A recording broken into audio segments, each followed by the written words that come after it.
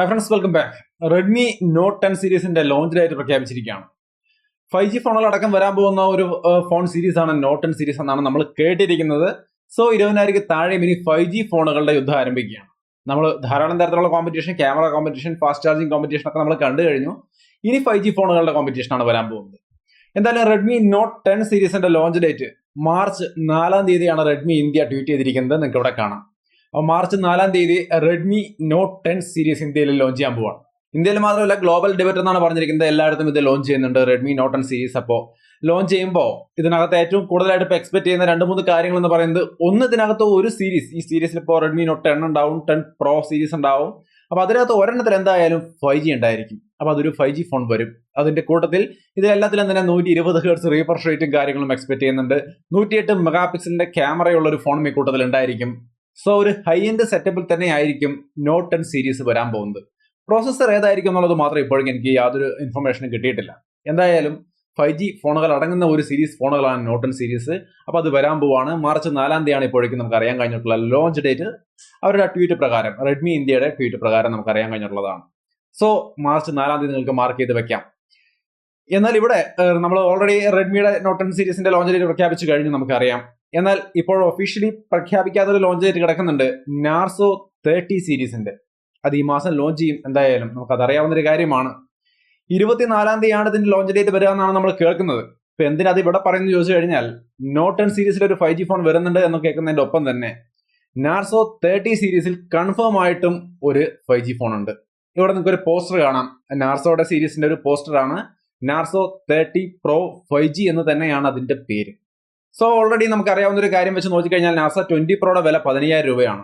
അപ്പൊ Narzo 30 pro വരുമ്പോൾ ഒരു 17 രൂപ വേണമെങ്കിൽ നിങ്ങൾക്ക് കണക്ക് കൂട്ടാം. ആ റേഞ്ചിലേക്ക് വന്നാലും ഒരു 5G ഫോൺ 800U എന്ന് പറയുന്ന മീഡിയ ടെക് പ്രോസറും 120 ഹെർട്സിന്റെ റീഫ്രഷ് റേറ്റ് ഒക്കെ അടങ്ങുന്ന 5000 mAh ബാറ്ററിയും കാര്യങ്ങളൊക്കെ വരുന്ന ഒരു കിടിലൻ 5G ഫോൺ നിങ്ങൾക്ക് 17-18 റേഞ്ചിൽ, ചിലപ്പോൾ അതിനും താഴെ കിട്ടാനുള്ള സാധ്യതയാണ് ഇപ്പോഴേക്ക് കാണുന്നത്.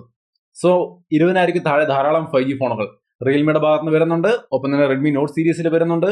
5G ഫോണുകളാണ് ഇനി അങ്ങോട്ട് ധാരാളമായിട്ട് മിഡ് റേഞ്ചിൽ വരാൻ പോകുന്നത്. ഒപ്പം മോട്ടോയുടെ ഫോണുകളും 5G ഫോണുകൾ 20,000 താഴെ നമുക്ക് കിട്ടാൻ പോകുന്നുണ്ട്. സോ ധാരാളം 5G ഫോണുകൾ ഇനി 20,000 താഴെ തന്നെ വരുന്നുണ്ട്. ഇതുകൊണ്ട് തന്നെയാണ് കഴിഞ്ഞ ദിവസത്തെ ഗാലക്സി F62 എന്ന് പറയുന്ന ഒരു കിഡിലൻ ഫോൺ സാംസങ് അവതരിപ്പിച്ചു 24,000 രൂപയ്ക്ക്.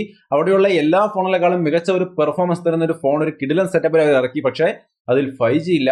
അതുകൊണ്ട് തന്നെ നിങ്ങൾ അത് എടുക്കുകയോ ഇല്ലയോ എന്നൊരു സംശയവും ഞാൻ പ്രകടിപ്പിച്ചിരുന്നു. അതിന്റെ കാരണം ഇതാണ്, 20,000 താഴെ പോലും ധാരാളം 5G ഫോണുകളാണ് വരാൻ പോകുന്നത്. അങ്ങനെ ഇരിക്കുമ്പോൾ 5G ഇല്ലാത്ത ഈ പറയുന്ന F62 നിങ്ങൾ എടുക്കുമോ എന്നുള്ളതായിരുന്നു എന്റെ സംശയം. സോ എനിക്ക് തോന്നുന്നു 5G ഇല്ലാത്ത ഒരു ഫോൺ 24,000 രൂപയ്ക്കൊക്കെ നമ്മൾ ഇനി എടുക്കുമോ? കാരണം 15-20 ഇടയിൽ തന്നെ 5G ഫോണുകൾ ധാരാളമായിട്ട് വരുമ്പോൾ 5Gയും വരാൻ പോകുന്ന ഈ ഒരു സമയത്ത് ഇനിയിപ്പോൾ 5G ഇല്ലാത്ത ഫോണുകൾ ഇപ്പോൾ 20,000 മുകളിലൊക്കെ, അത് ഏത് ബ്രാൻഡിന്റെ ആയാലും എടുക്കണോ വേണ്ടിയോ എന്ന് ഇനി ഒരു ഫോൺ എടുക്കാൻ പോകുന്ന ആൾക്കാർ എന്തായാലും 2 വട്ടം ചിന്തിച്ചിട്ട് മാത്രം എടുക്കുക. കാരണം ഇനിയുള്ള ജനറേഷൻ 5Gയുടേതാണ്. സോ 5G ഫോണുകൾ എടുക്കുമ്പോൾ കിട്ടാനുണ്ടെങ്കിൽ തീർച്ചയായിട്ടും അത് തന്നെ എടുക്കാൻ വേണ്ടിയിട്ട് ശ്രമിക്കുക.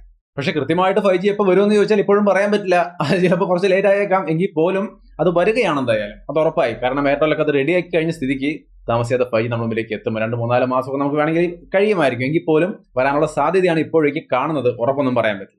ഇനി ഇന്നത്തെ ന്യൂസിലെ അടുത്തൊരു വിഷയം എന്ന് പറയുന്നത് ആപ്പിളിന്റെ ഫോൾഡബിൾ ഫോണിനെ കുറിച്ചാണ്. ഫോൾഡബിൾ ഫോൺ ഓൾറെഡി വരുന്നുണ്ടെന്ന് നമ്മൾ മുമ്പേ പറഞ്ഞിരുന്നു. ഒന്നുകൂടി കൺഫേം ആവുകയാണ്, ആപ്പിളിന്റെ ഫോൾഡബിൾ ഫോൺ വരുന്നുണ്ടെന്നുള്ളത് ക്ലിയർ ആയിട്ട് തന്നെ നമുക്കിപ്പോൾ വ്യക്തമാവുന്നുണ്ട്.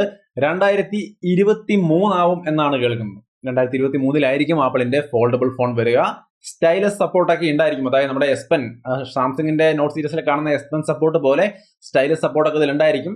സ്റ്റൈലസ് എന്ന് പറയുമ്പോൾ നമുക്ക് ഊഹിക്കാം ചിലപ്പോൾ 10,000 രൂപയായിരിക്കും ആ ഒരു പേനയ്ക്ക് തന്നെ വരാൻ പോകുന്നത്. എന്തായാലും അത്തരത്തിലുള്ള സപ്പോർട്ടും കാര്യങ്ങളൊക്കെ ആയിട്ടാണ് ഈ ഒരു ഫോൺ വരിക. പിന്നെ വരാൻ പോകുന്ന ഐഫോണിൽ, ഇനി അടുത്തതായിട്ട് വരാൻ പോകുന്ന ഐഫോണിൽ ഓൾവേസ് ഓൺ ഡിസ്പ്ലേ പോലുള്ള ഫീച്ചറുകളും കാര്യങ്ങളൊക്കെ ഉൾപ്പെടും. അങ്ങനെ ഒട്ടനവധി വാർത്തകളാണ് ആപ്പിളിന്റെ സൈഡിൽ നിന്ന് ഇപ്പോൾ കേട്ടുകൊണ്ടിരിക്കുന്നത്. സോ ഐഫോൺ 11 വാങ്ങിച്ചിട്ട് 12 അപ്ഗ്രേഡ് ചെയ്യാതിരിക്കുന്ന ആൾക്കാരൊക്കെ ഉണ്ടെങ്കിൽ 13 എന്തായാലും അപ്ഗ്രേഡ് ചെയ്യാൻ പറ്റുന്ന ഒരു ക്വാളിറ്റി അവിടെ കാണുന്നുണ്ട്. ഓൾവേസ് ഓൺ ഡിസ്പ്ലേയും ഒരുപാട് കാര്യങ്ങൾ കേൾക്കുന്നുണ്ട്. എന്തായാലും കുറച്ചുകൂടി കൺഫേം ആകുമ്പോൾ ഞാൻ അതിനെക്കുറിച്ച് പറയാം. 13 സീരീസ് എന്തായാലും അടിപൊളിയായിരിക്കും എന്നാണ് കേൾക്കുന്നത്. ഒപ്പം തന്നെ ഈ ഫോൾഡബിൾ ഫോണും വരാൻ പോകുന്നുണ്ട്. പക്ഷെ അത് 2023 ഇനി അടുത്തൊരു കാര്യം, ഗാലക്സി A12 എന്ന ഫോൺ ലോഞ്ച് ചെയ്തിട്ടുണ്ട്. നിങ്ങൾക്ക് ചെക്ക് ചെയ്യാവുന്ന ഒരു ഫോൺ തന്നെയാണ്. 12,000-15,000 രൂപയ്ക്കിടയിലാണ് ഈ ഒരു ഫോൺ ലോഞ്ച് ചെയ്തിരിക്കുന്നത്. കൃത്യമായിട്ട് പറഞ്ഞു കഴിഞ്ഞാൽ 4GB റാം 64GB സ്റ്റോറേജിന് 12,999 രൂപ, അതായത് 13,000 രൂപയാണ് വരുന്നത്.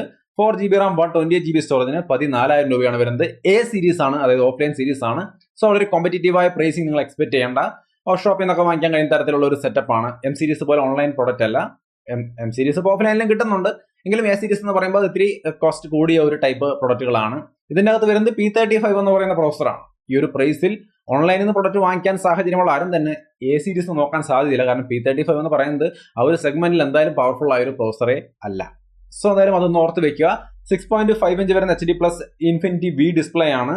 ആൻഡ് ഒരു 10 തന്നെയാണ് വരുന്നത്. 4GB RAM 64GB വേരിയന്റ് ഉണ്ട്, 4GB RAM 128GB വേരിയന്റ് ഉണ്ട്. 48 മെഗാ പിക്സലിന്റെ ക്വാഡ് ക്യാമറ സെറ്റപ്പ് ആണ്, 8 മെഗാ പിക്സലിന്റെ selfie camera, side mounted fingerprint sensor, 5000 mAh ബാറ്ററിയും 15 വാട്ട് ഫാസ്റ്റ് ചാർജിംഗ് ഒക്കെയാണ് ഈ ഒരു ഫോണിനകത്ത് വരുന്നത്. സോ ഇൻട്രസ്റ്റിംഗ് ആയ കുഴപ്പമില്ലാത്തൊരു ഫോൺ. സാംസങ് ഫോൺ തന്നെ വേണം, ഷോപ്പിൽ നിന്ന് തന്നെ വാങ്ങിക്കണം, പുതിയത് തന്നെ വാങ്ങിക്കണം എന്നൊക്കെ ചിന്തിക്കുന്നുണ്ടെങ്കിൽ എ സീരീസ് വേണമെങ്കിൽ നോക്കാം. സ്കിപ്പ് ചെയ്തോളം എം സീരീസ് വരുമ്പോൾ വാങ്ങിക്കുന്നതായിരിക്കും കുറച്ചുകൂടി നല്ലത്. എം സീരീസ് കുറച്ചും കൂടി ബെറ്റർ ആയ ഫോണുകളാണ് സാംസങ് ഇപ്പോൾ തന്നുകൊണ്ടിരിക്കുന്നത്. ഇനി last and final Poco X3 Pro ഒരുപാട് സർട്ടിഫിക്കേഷനുകൾ കഴിഞ്ഞുകൊണ്ടിരിക്കുന്നുണ്ട്. Redmi Note 10 സീരീസ് ഒരുപാട് സർട്ടിഫിക്കേഷൻ കഴിഞ്ഞ് ഇപ്പോഴാണ് മാർച്ച് 4 ലോഞ്ച് ഡേറ്റ് പ്രഖ്യാപിച്ചിരിക്കുന്നത്. Poco X3 Pro, X3 അല്ല X3 Pro എന്ന ഫോണിന്റെ കാര്യങ്ങൾ കുറെ ദിവസങ്ങളായി കേട്ടുകൊണ്ടിരിക്കുന്നു. ഇപ്പോഴും ഒരുപാട് സർട്ടിഫിക്കേഷനുകൾ കഴിഞ്ഞുകൊണ്ടിരിക്കുന്നുണ്ട്, ഇന്ത്യയിലേക്ക് വരുന്നുണ്ട്. സോ താമസിയാതെ പോക്കോ ഫോണുകൾ ഇഷ്ടപ്പെടുന്നവരാണെങ്കിൽ വേണമെങ്കിൽ നോട്ട് സീരീസും ഇതൊന്നും റിയൽമി ഒന്നും എടുക്കാതെ വെയിറ്റ് ചെയ്യാം. കാരണം Poco X3 Pro ചിലപ്പോൾ കുറച്ചുകൂടി നല്ലൊരു ആ ഒരു സെഗ്മെന്റിലെ ബെസ്റ്റ് ആയിരിക്കാനുള്ള സാധ്യത കാണുന്നുണ്ട്. നമുക്ക് നോക്കാം. എന്തായാലും ഒരുപാട് ചെറിയ പുതിയ വാർത്തകളാണ് വന്നുകൊണ്ടിരിക്കുന്നത്. ഒപ്പം തന്നെ കെ ഫോൺ കേരളത്തിൽ വന്നിരിക്കുകയാണ്, ആ ഒരു പദ്ധതി ആരംഭിച്ചിരിക്കുകയാണ്. അതിനെക്കുറിച്ച് അടുത്ത ദിവസത്തെ വീഡിയോയിൽ നമ്മൾ പറയാം. വീണ്ടും മറ്റൊരു വീഡിയോ ആയിട്ട് കണ്ടുമുട്ടാം.